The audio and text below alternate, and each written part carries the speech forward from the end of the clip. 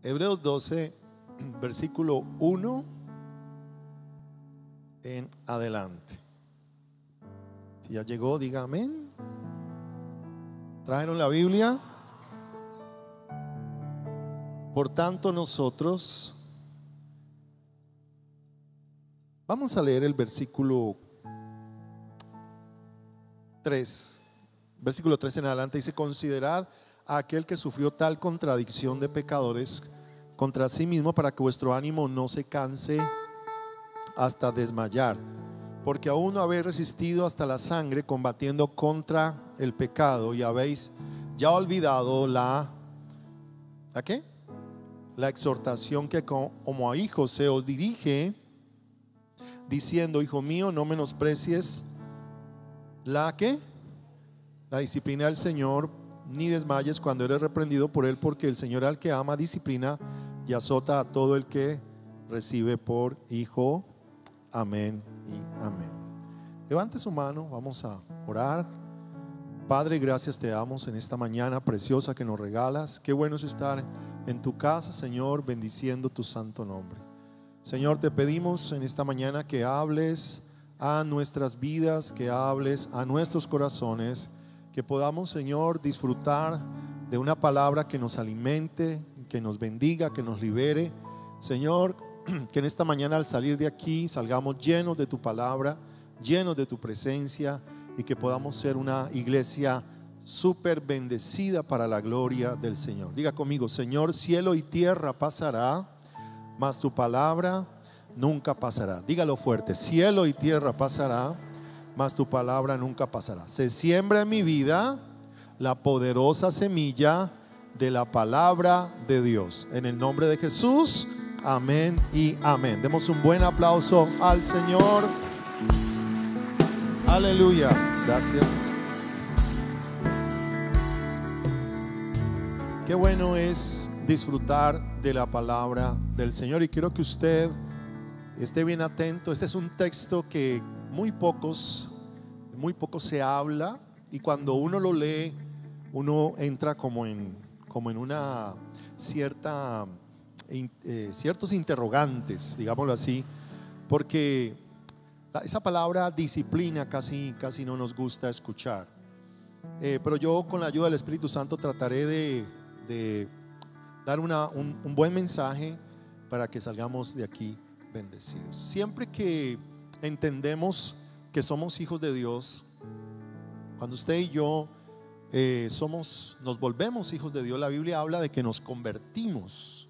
Esa palabra conversión es muy importante, porque la palabra conversión significa que nosotros cambiamos de una vieja vida a una nueva vida, y esa nueva vida a la cual el Señor nos llama es una vida que el Señor quiere darnos para que nosotros seamos bendecidos por Dios. Cuando tú te conviertes al Señor, o te conviertes en un cristiano, un seguidor de Cristo Jesús, el Señor promete en su palabra darte vida en abundancia. En Juan capítulo 10, versículo 10 de la palabra del Señor dice que el ladrón viene para hurtar, matar y destruir, mas yo he venido para que tengan vida y para que la tengan en abundancia. Dígale al que está enseguida: el Señor vino a darte vida en abundancia. ¿Cuántos dicen amén? ¿Cuántos están disfrutando de esa vida abundante? Ahora, cuando el Señor habla de vida abundante, el Señor no está hablando de carros, casas, aunque Dios lo puede hacer con cada uno de nosotros, y Dios nos quiere bendecir también materialmente. Pero la palabra vida abundante es que abundemos en gozo, en paz, en paciencia, que abundemos en llenura del Espíritu Santo. Dios quiere darnos una vida completa, una vida íntegra.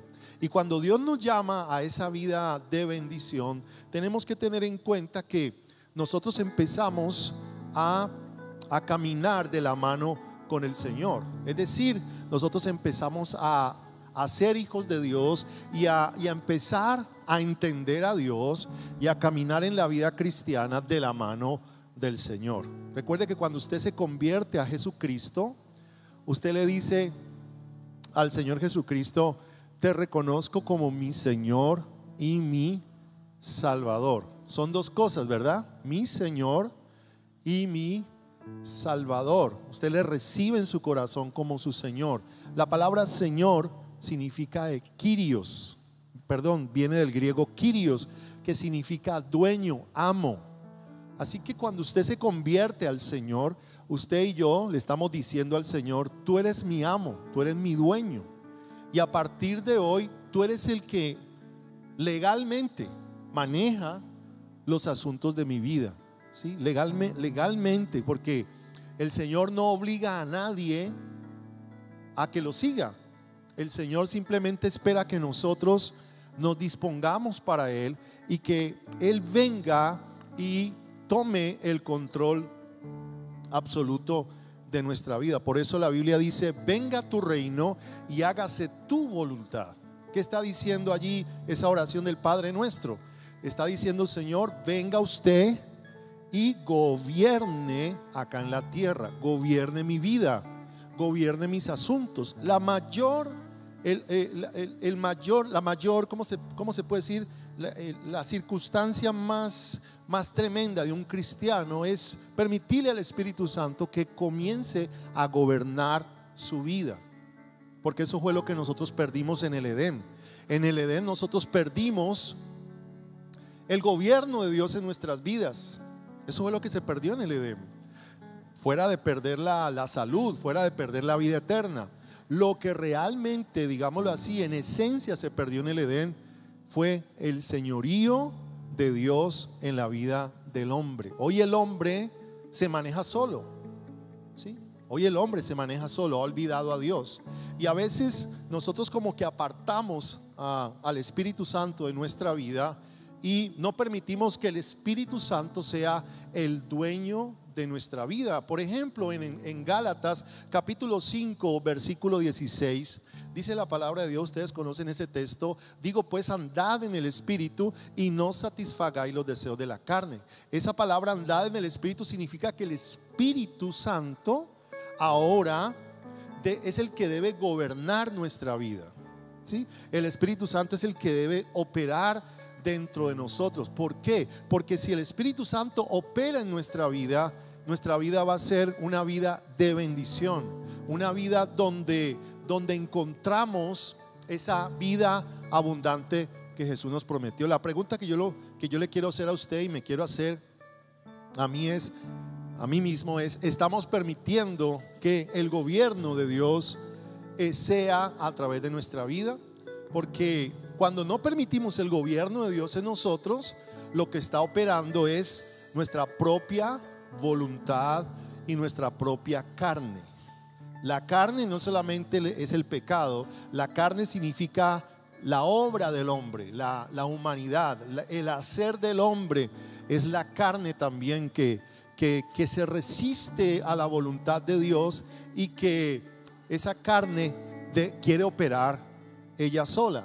Entonces cuando está operando la carne en nosotros, no está operando el Espíritu. Y cuando está operando el Espíritu en nuestra vida, no está operando la carne. Y por eso algunos de nosotros en el diario vivir de nuestra vida no vemos las bendiciones de Dios como quisiéramos verlas, ¿sí? De pronto usted está aquí sentado y dice: a mí me falta ver más bendición en mi vida económica. De pronto usted está aquí y dice: a mí me falta sentir como más gozo en mi vida. A mí me está faltando de pronto sentirme más seguro, ser una persona de más fe. ¿Sabe qué sucede? Que el Espíritu Santo necesita gobernar esa parte de tu vida y de mi vida. Y de esa manera es que la vida abundante que Dios nos ha dado viene a nosotros. Le tengo un texto de la palabra del Señor en el Salmo 127. Vamos a leer el versículo 1.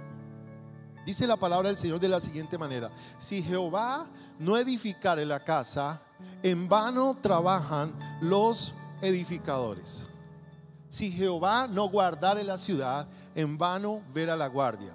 ¿Sabe qué está diciendo ese pasaje? Que nosotros podemos hacer muchas cosas en nuestra fuerza, y si Dios no está, eso no vale para nada. Por ejemplo, usted puede tratar de levantar un hogar en bendición, pero si el Señor no está allí ayudando a esa persona a levantar ese hogar, en vano estamos haciendo las cosas.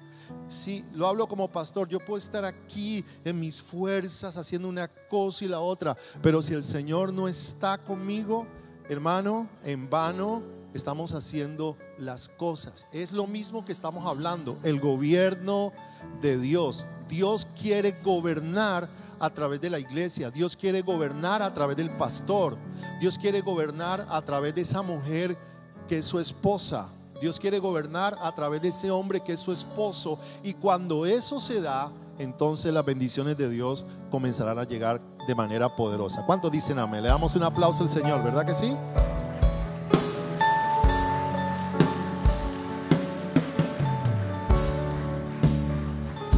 Ahora, cuando este pasaje no se ve en nuestra vida, por ejemplo, si Jehová no está edificando mi casa, es allí donde yo tengo que empezar a cuadrar cosas en mi vida, ¿sí?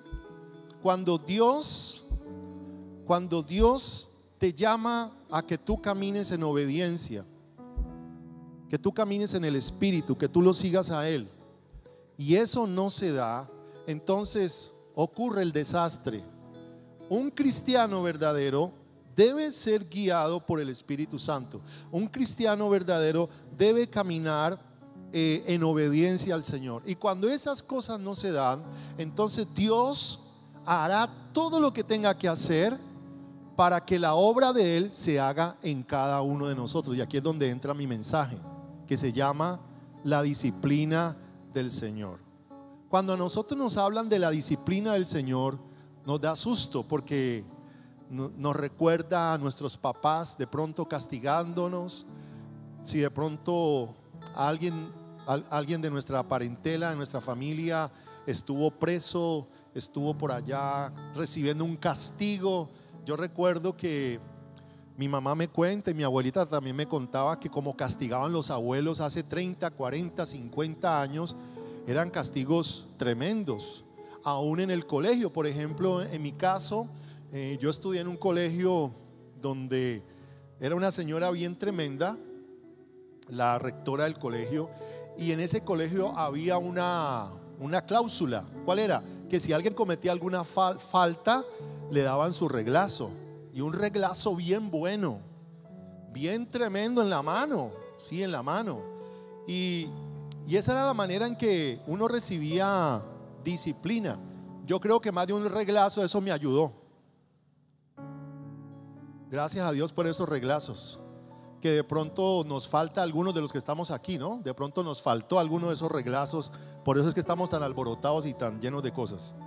Pero esos reglazos que los psicólogos llaman ahora, por favor no traumatice a su niño, ¿cierto?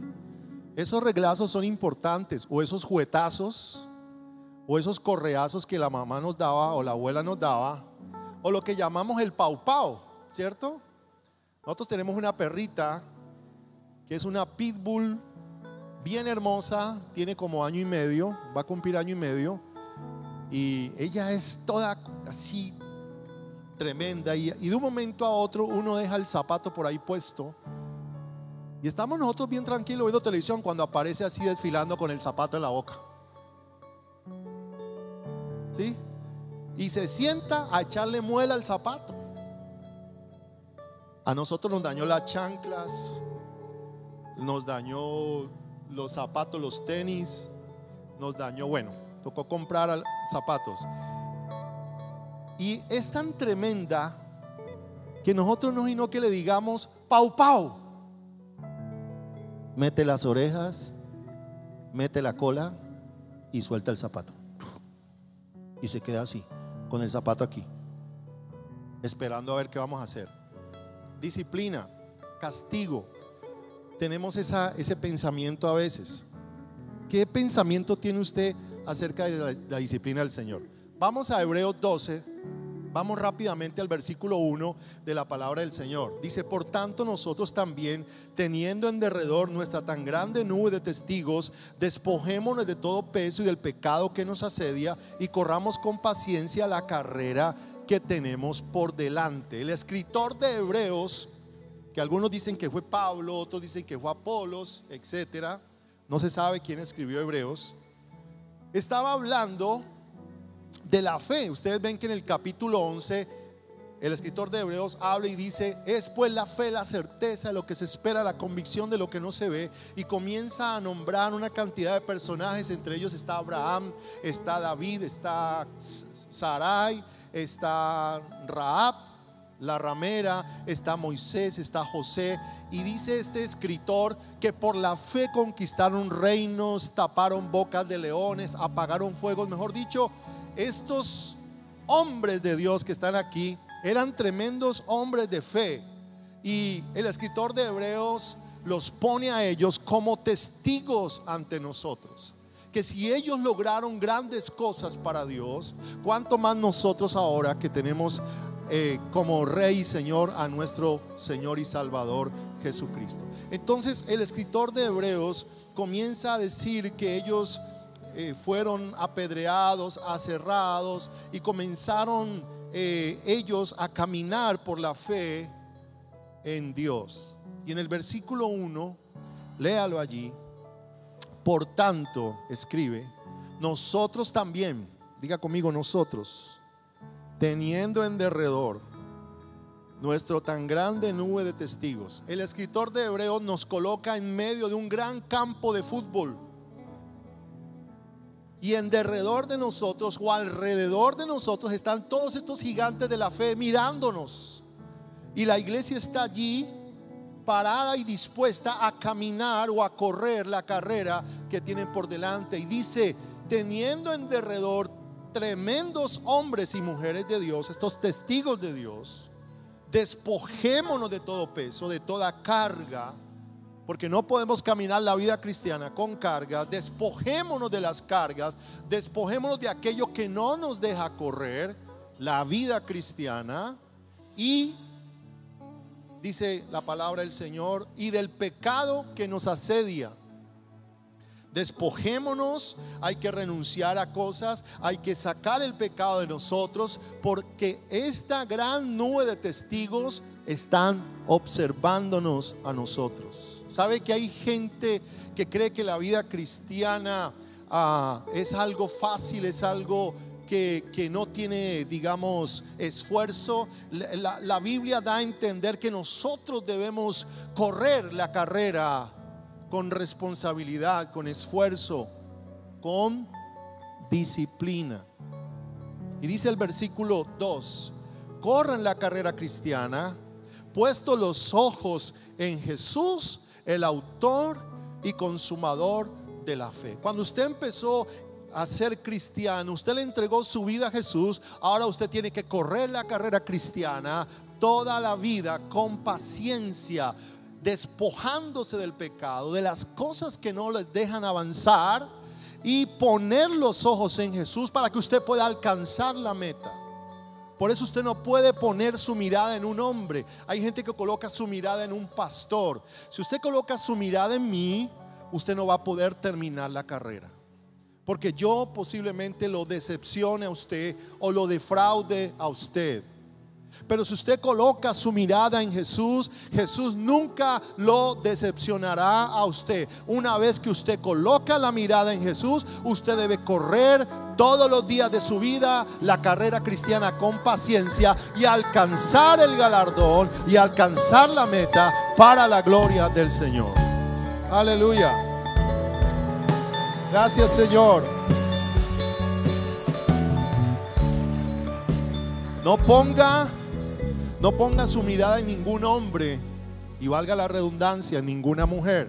Hay gente que vive por cierto predicador, y aunque los predicadores somos de bendición, usted no debe colocar su mirada en ningún hombre, porque nosotros los seres humanos, todos los seres humanos, todos, seamos pastores, ministros, apóstoles, como le quiera llamar, pastores, tenemos errores. Entonces, como hay una cantidad de testigos, nosotros debemos caminar y correr la vida cristiana con paciencia, despojándonos del pecado, despojándonos de los pesos, de las aflicciones que nos asedian, y colocando los ojos en Jesús, el autor y consumador de la fe. Diga conmigo: Jesús es el autor y consumador de la fe. Ahora mire lo que dice: el cual por el gozo puesto de él sufrió la cruz. ¿Qué hizo Jesús? Sufrió la cruz, menospreciando lo oprobio, es decir, no teniendo en cuenta todo lo que le decían, todas las cosas que podían hacerle, y se sentó a la diestra del trono de Dios. Versículo 3: considerad aquel que sufrió tal contradicción de pecadores, es decir, analice usted, considere lo que Jesús sufrió, para que vuestro ánimo no se canse hasta desmayar. Es decir, en la vida cristiana vamos a encontrar tropiezos, tenemos problemas en la casa, pero cuando usted le venga un tropiezo, cuando usted le venga una aflicción, recuerde a Jesús. Jesús padeció por usted en la cruz, y usted ahora debe considerar que lo que está sufriendo no se compara a lo que él sufrió. Y si él sufrió por usted, Dios le dará a usted y Dios me dará a mí la salida. Gloria al Señor. Dios nos bendecirá y nos ayudará. Aleluya. Aleluya.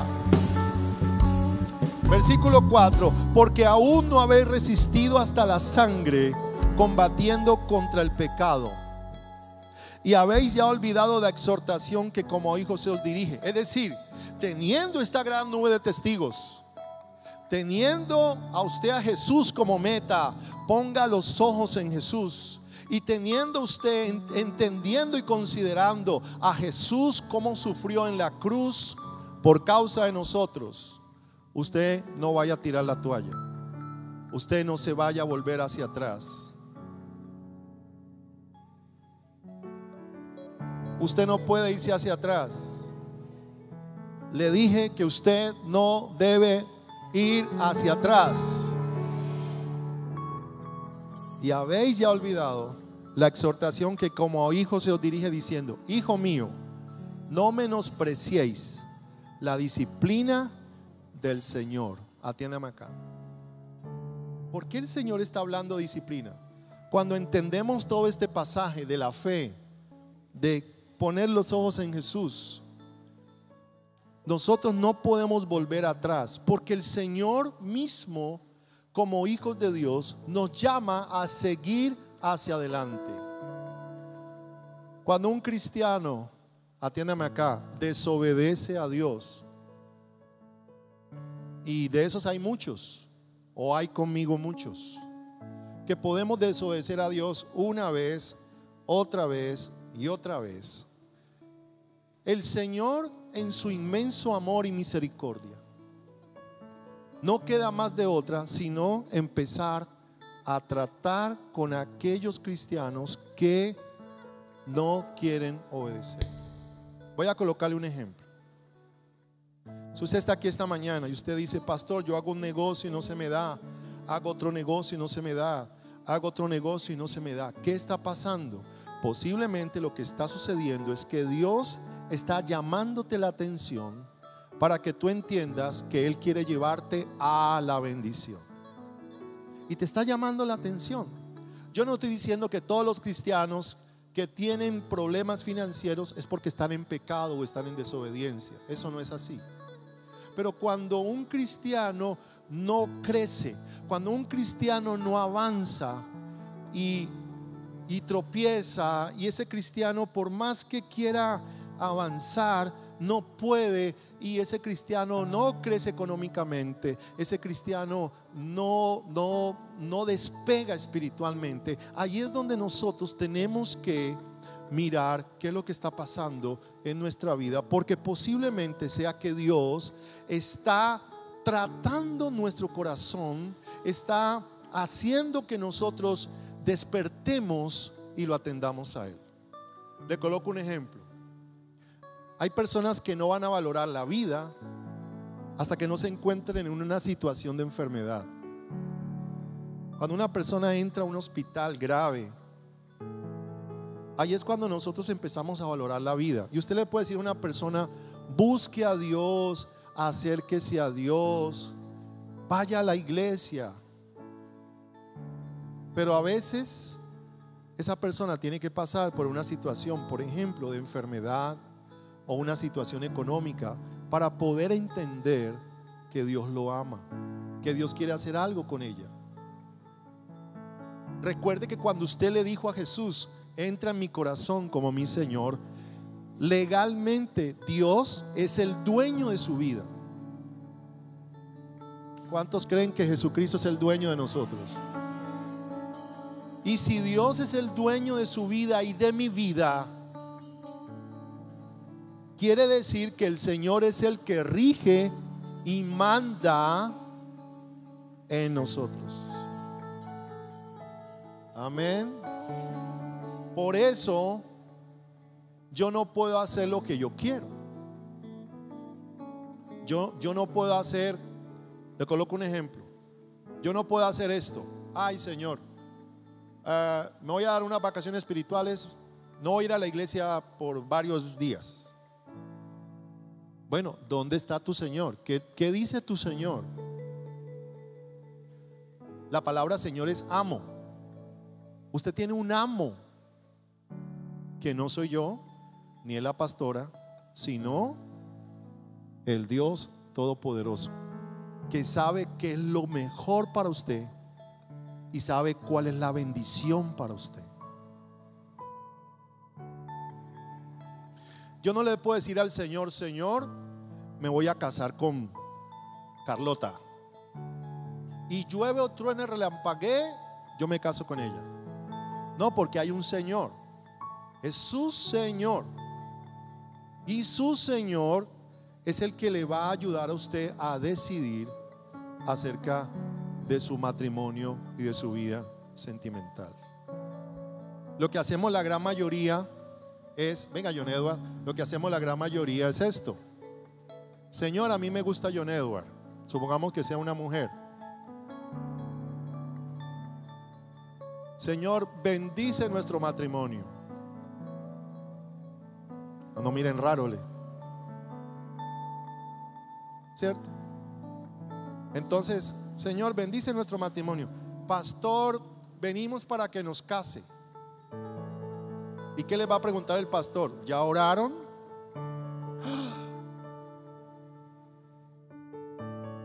¿Cierto? ¿Cuál debería ser? Señor, a mí me gusta ese negro. Claro que está casado, ¿no? Señor, ¿es tu voluntad casarme? Señor, tú eres mi Señor. ¿Tú quieres que yo me case con esta persona o con X persona? Así sí. Él es el dueño de su vida. Él es el dueño de mi vida. Recuerde que cuando Adán y Eva pecaron en el huerto, el pecado de Adán y Eva, ¿cuál fue? Chao Dios, me independizo de usted, Señor. ¿Por qué? Porque yo también puedo ser como usted, según lo que Satanás me dijo. Seréis como Dios. O sea, nos creemos más sabios que Dios. Eso fue lo que pasó en el Edén. Señor, a un lado. A partir de hoy yo me manejo. Ese fue el pecado de Adán y Eva. Comieron del árbol que Dios les mandó que no comiesen, del conocimiento del bien y del mal. Y ellos, en vez de depender de Dios, adquirieron el conocimiento del bien y del mal, y ahora ellos se manejaban ellos. ¿Qué es lo que quiere hacer Dios? Cuando el apóstol Pablo en Corintios capítulo 13, no sé si es la primera o la segunda, escribe: la comunión, la gracia del Señor Jesucristo, el amor de Dios y la comunión del Espíritu Santo sea con todos vosotros. Diga al que está enseguida: hermano, la comunión del Espíritu Santo sea contigo. Amén. Cristo vino para que camináramos de la mano del Espíritu Santo. ¿Lo encontraste, hijo? Ayúdame pues. Levante la mano, diga conmigo: la comunión del Espíritu Santo sea con todos nosotros. ¿Por qué Pablo hace tanto énfasis en la comunión del Espíritu? Porque, amados hermanos, vivir la vida cristiana en la carne es peor que ser un inconverso. Peor, ¿por qué? Porque usted ya conoce la verdad, pero no la transmite ni la vive. Peor, ¿por qué? Porque usted ya sabe qué es lo que tiene que hacer y no lo hace. Peor, ¿por qué? Porque usted, en vez de entregarse a Dios, usted prefiere caminar en usted. Entonces comenzamos al revés. Yo me manejo, yo me llamo, yo me manejo, yo hago, yo viajo para tal lado, ¿cierto? La Biblia dice: diezmarás. Señor, cuando yo sienta diezmar, eso Dios no le está preguntando. La Biblia dice: no dejando de congregarse. La Biblia nunca dice: si usted quiere congregarse, entonces no deje de congregarse. No, la Biblia dice: no se deje de congregar. Entonces, cuando nosotros nos apartamos del Señor, el Señor comienza a tratar con nosotros. ¿A usted no le ha pasado que de pronto usted se enfría espiritualmente y usted como que no avanza? Como que se le pegó la aguja económica, se le pega la aguja emocional, porque nos apartamos de la comunión con Dios. Nos apartamos del autor de la vida. ¿Cuál debe ser la vida de nosotros? La vida de nosotros debe ser 100% en Dios. Me explico. Su vida sentimental, su vida matrimonial, su vida sexual, su vida económica, sus estudios. La Biblia dice: todo lo que hagáis, hacedlo para el Señor. Como para el Señor. ¿Sí? Si usted juega fútbol, hágalo para Dios. Ojalá en el mejor equipo del mundo, el Deportivo Cali. Levante la mano los caleños. Gloria a Dios. Levante la mano los americanos. ¿Por qué no la suben? Levante la mano los hinchas de la América. Pasen de acá al frente, los vamos a liberar. Levante la mano y diga conmigo: la comunión del Espíritu Santo sea conmigo. Amén. Ahora, volvamos a Hebreos. Apunte esta primera cosa, apúntela.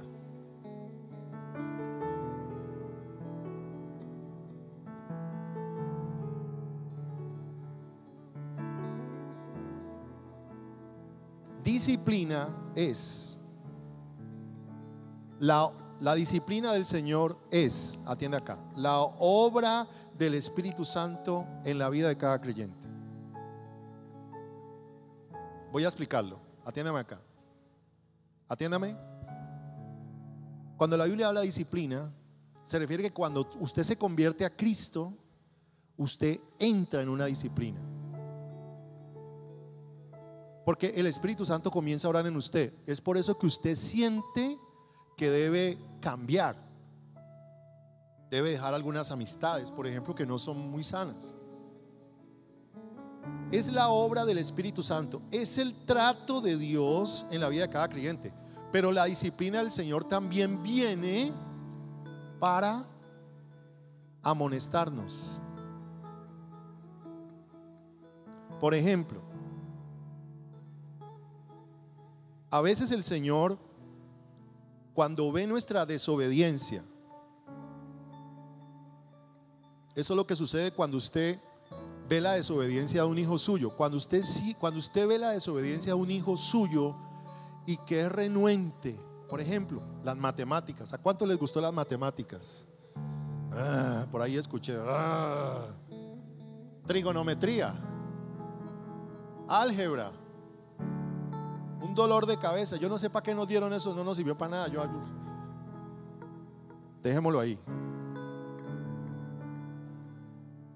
Cuando usted y su hijo cae siempre en una mala nota, en una marranota, en una mala nota en matemáticas, ¿usted qué hace? Tan lindo mi hijo, mi cachetón. Ay, tan lindo mi hijo. Va a perder el año mi cachetón. ¿Usted hace eso? No, ¿usted qué hace? Usted entra en modo de ¿qué? De disciplina. Pau pau. ¿Por qué? Porque la disciplina nos ayuda a nosotros a cambiar, a mejorar. ¿Estamos?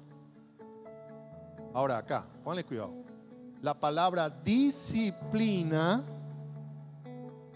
viene de la misma raíz latina, discípulo. Cuando usted se llama y yo me llamo seguidor de Jesús, yo le estoy diciendo a Dios: yo vengo a ser un discípulo tuyo, un aprendiz tuyo, donde me tengo que acomodar a tus normas y a tus reglas y a la forma en que usted quiere que yo viva. Así que cuando usted llega a la iglesia cristiana y se convierte al Señor, Dios a través del Espíritu Santo lo va a empezar a guiar a usted para que usted comience a someterse a la guía del Espíritu Santo, someterse a la voluntad de Dios. Por eso es que el Padre Nuestro dice: Padre nuestro que estás en el cielo, santificado sea tu nombre, venga tu reino, hágase tu voluntad como en el cielo, así también en la tierra. Entonces yo soy un instrumento que hace la voluntad de Dios. La voluntad de Dios debe hacerse en mi vida. ¿Entienden? Entonces cuando yo soy un cristiano de pronto que desobedezco,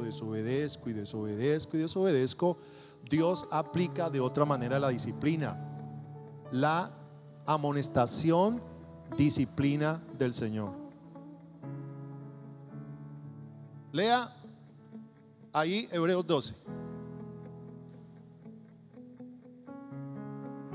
No menospreciéis la disciplina del Señor, ni desmayes cuando eres ¿qué?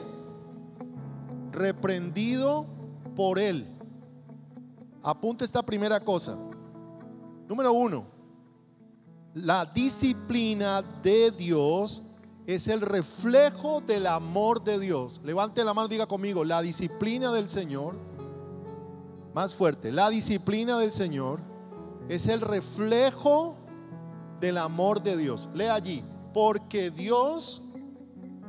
el Señor al que ama disciplina y azota a todo el que recibe por hijo. Entonces cuando Dios te disciplina a ti, eso significa que el Señor te ama.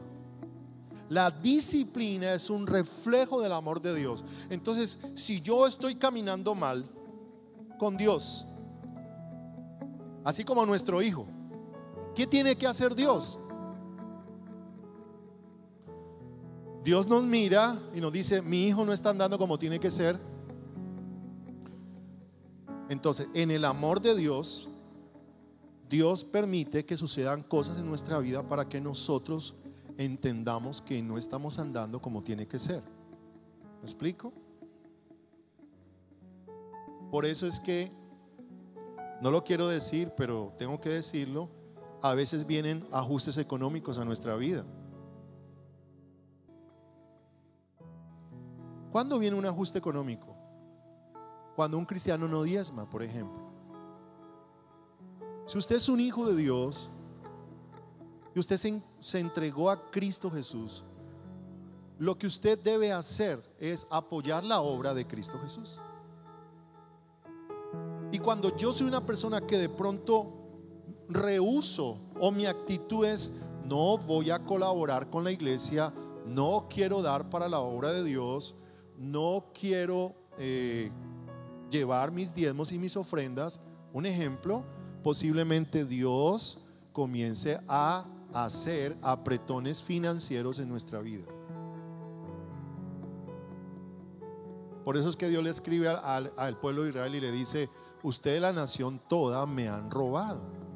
Y dijisteis: ¿en qué te hemos robado? Y el Señor dice: en vuestros diezmos y en vuestras ofrendas. Entonces Dios sí hace ajustes en nuestra vida. Dios permite que nosotros seamos ajustados, desde el pastor hasta el hermano más pequeño, digámoslo así, en la iglesia, o más grande de la congregación. ¿Por qué? Porque el Señor te ama. Y lo que Dios quiere hacer contigo es llevarte a donde Él quiere llevarte. Quiero que aprendas algo. El Señor se propuso una meta contigo y el Señor lo quiere hacer. Y Él va a hacer todo lo que esté a su alcance en amor para llevarte al nivel o a la manera o a la posición el que Él quiere llevarte. Aleluya. Gracias, Señor.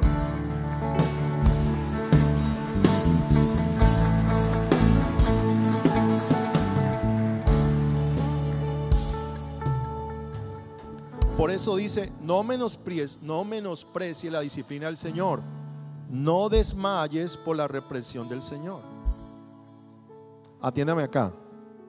Por eso la disciplina del Señor es una manera en que Dios nos educa a nosotros como discípulos de Cristo. Cuando tú llegas a la iglesia, por favor, entienda que usted ya le pertenece al Señor y usted ahora debe obedecer al Señor. Hay mucha gente que llega a la iglesia y dice: yo hago lo que quiero. Hay gente que, por ejemplo, vamos a hacer esto. No, yo no quiero hacer eso, yo no quiero hacer lo otro. ¿Quién no quiere hacer? ¿Tú o Dios no lo quiere hacer por ti? O sea, cuando tú dices: yo no quiero hacer, yo no me quiero bautizar, yo no quiero estudiar en la iglesia, yo no quiero prepararme, le hago una pregunta: ¿quién lo dice? ¿Lo dice el Señor o lo decimos nosotros?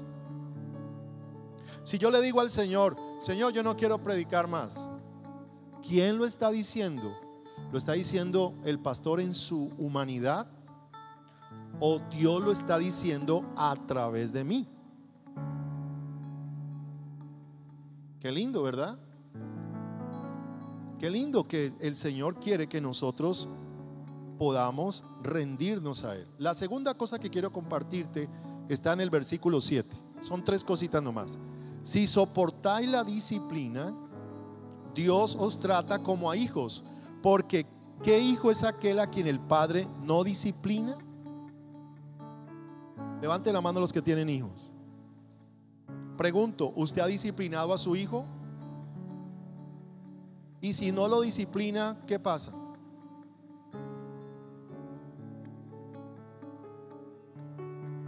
¿Qué pasa cuando no disciplinamos a nuestros hijos? Hacen lo que quieran. Yo un día estaba en un restaurante y había una niña como de 4 años que tumbó los vasos. La madre ay, mi niña, y esa niña por el piso y lloraba y gritaba. Yo casi me paro, me estaba volviendo verde yo. Hulk, el hombre increíble. Voy a contar algo que es muy personal de nosotros, que me pasó con mi hija Cherry. Mi hija Cherry tenía 2 añitos, 3 añitos. Ustedes saben que el primer hijo por lo general es muy muy protegido, sobreprotegido. Así que con Cherry nosotros asumimos como esa posición, ¿no? Vamos, nuestra niña, la primera, y yo le cantaba mi Mosha Mami, y bueno, cualquier cantidad de cosas. La reina del hogar, y así le comprábamos los muñequitos y todo. Y un día llegó un predicador a nuestra iglesia. Así que predicó el predicador, muy bien. Nos fuimos a comer, así que nos fuimos. No había nacido Jeremy, estaba solo ya Marcos y Cherry. Y en pleno restaurante, Cherry empieza a hacer tremenda algarabía, como hija mimada. ¿Usted ha tenido un hijo mimado? Si usted tiene un hijo mimado, le va a hacer exactamente lo mismo. Pataleta, y yo quiero eso, y la chocolatina, y ¡ay! ¡Ay! Se tiraba al piso y se jalaba los pelos, y bueno, todo eso. Así que mi hija empezó a hacer pataleta en un restaurante a las 10 de la noche. Y yo recuerdo tanto que el predicador se paró de la mesa y dijo: un momentico, páseme a la niña. Y ella, así pues, con esa risa que no le sale ninguna lágrima. Usted conoce a un niño cuando es pataletudo que llora y no le sale nada. Y se la llevó para el baño y la puso frente al espejo. Nosotros íbamos detrás de él y la abrazó así. Y mi hija Cherry, ¡ah! ¡Ah! ¡Ah! ¡Ah! Y el predicador ahí la tuvo como por 5 minutos. A los 5 minutos mi hija, ¡ah! ¡Ah! ¡Ah!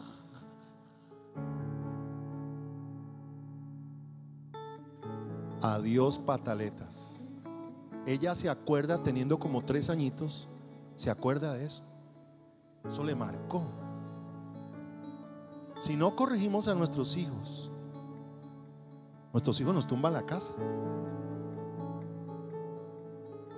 Yo conozco hijos que han echado a los papás de la casa, siendo los papás los dueños.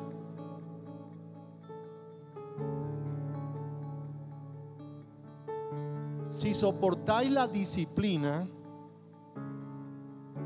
ojo para aquellos que dicen yo hago lo que quiero, el pastor dice ayuno, yo no voy a ayunar.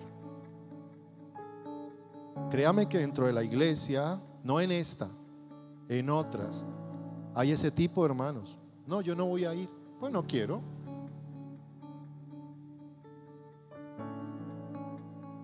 El pastor dice vamos a llegar a tales horas. No, yo llego más tarde. Ojo con la actitud, ¿no? Porque una cosa es que uno llegue tarde porque por el clima, otra es la actitud que tenemos frente a Dios y a las cosas de Dios. Cuando a mí me llevaron para el ejército, lo primero que hicieron en el ejército fue calviarme.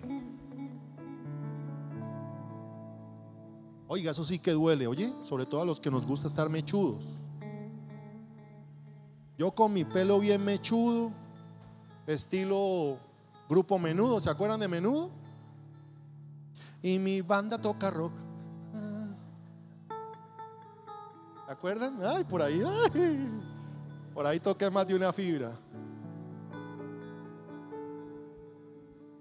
¿Sigo? A volar, vamos.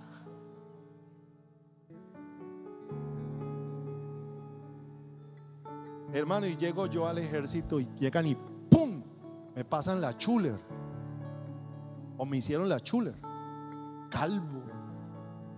Segundo, me quitaron la ropa de civil y me entregan un uniforme oliendo feo, que no me quedaba bueno, botas horribles. Me tenía que levantar a las 4 de la mañana y estar bañado, perfumado, embolado. A las 6 tenía que estar full desayunado. Y uno parado, uno que hace un lunes parado a las 6 de la mañana en una plazoleta, así,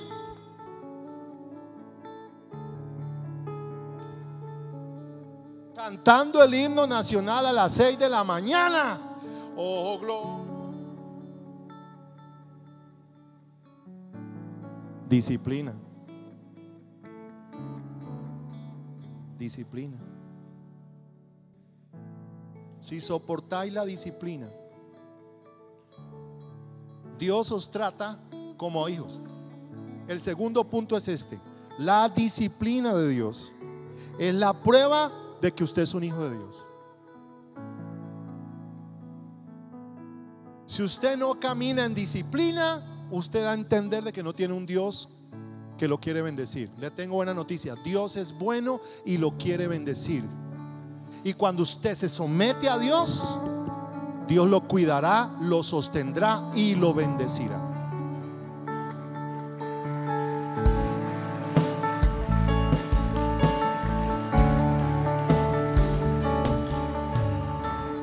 La disciplina de Dios es para todos sus hijos. Ya estoy terminando, amados. Ahora lea el versículo 11 y termino. Es verdad que ninguna disciplina al presente parece ser causa de gozo. Levante la mano a los que les gusta la disciplina. ¿En serio?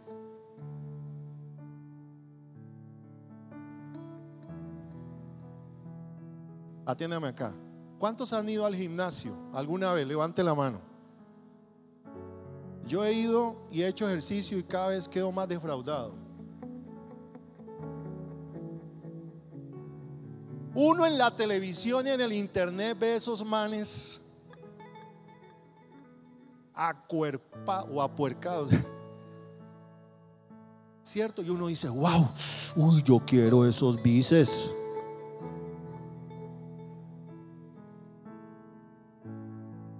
Y uno ve esas señoritas que salen, ¿cierto? Con ese cuerpito, ¿cierto? Y es que si usted quiere tener glúteos, haga estos ejercicios. Hermano, y yo he empezado el año pasado, por ejemplo, empecé haciendo casi 80 sentadillas diarias, todos los días. Empecé a hacer abdominales y eso duele. ¿Por qué? Porque ninguna disciplina es gozosa. Y uno ve esas jovencitas tan fácil. Usted lo ha visto que así, haga estos 4 más. Y uno, y ella, todas frescas. Sí, 6 más.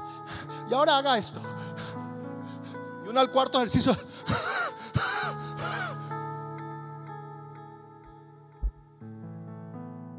Porque no ha sido constante.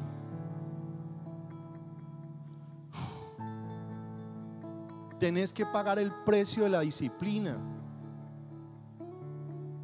Hay gente que dice: yo quiero crecer espiritualmente, pero no oras todos los días.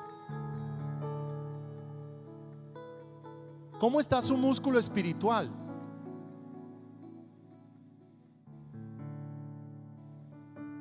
¿Cómo está su abdominal cristiano? ¿Vigoroso, fuerte? Tercera cosa, apúntela. La disciplina de Dios es la manera de Dios bendecir a sus hijos. No existe otra manera, a menos de que usted y yo nos sometamos a Dios y suframos. Usted tiene que llegar a un punto en que la oración se vuelve algo placentero. Yo luchaba con esto hace años, porque yo escuchaba a los pastores que decían: cuando yo entro a la presencia de Dios no quiero salir de ella. Y yo entraba a orar, ¿no? Y a los 15 minutos escuchaba por allá en la cocina, es que y me llegaba el olor a carne. Entonces yo me salía: mi amor, ¿qué está haciendo? Entonces yo me frustraba, porque yo decía: ¿cómo es que estos pastores dicen que entrar en la presencia de Dios tiene que ser algo deleitoso? Es que tenés que hacerlo de tal manera que la carne mengue.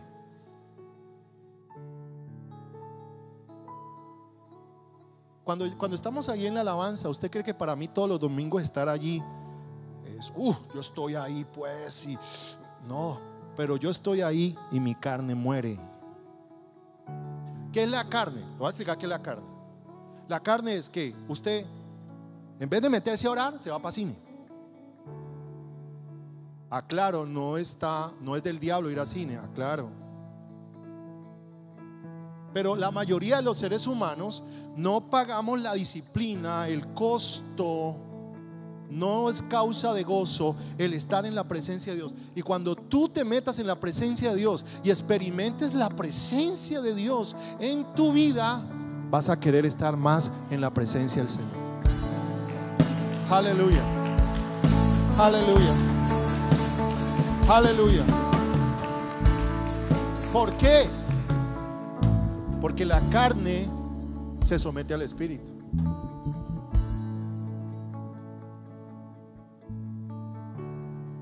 La carne se somete al espíritu. No estoy diciendo que usted va a vivir como un pobrecito. No, estoy hablando de una vida espiritual a plenitud. Si Dios te llama a disciplina, no es causa de gozo, sino de tristeza. Métase en un ayuno. Los primeros días son duros, pero después del tercer día, brother, los que han ayunado, después del tercer día, brother, la gloria del Señor viene sobre ti y Dios se manifiesta con poder. ¿Por qué? Ya no vivo yo, ¿más qué? Vive Cristo en mí. Pero después da fruto apacible de justicia a los que en ella han sido. Dígale al que está enseguida: vamos a ejercitarnos en el Señor. Termino. Dios trabaja en tu mente y en tu corazón. La disciplina de Dios en inicio no da felicidad, pero después te dará el gozo. Y la disciplina de Dios te lleva a una vida de gozo, de paz y de bendición. Póngase en pie, le da un buen aplauso al Señor.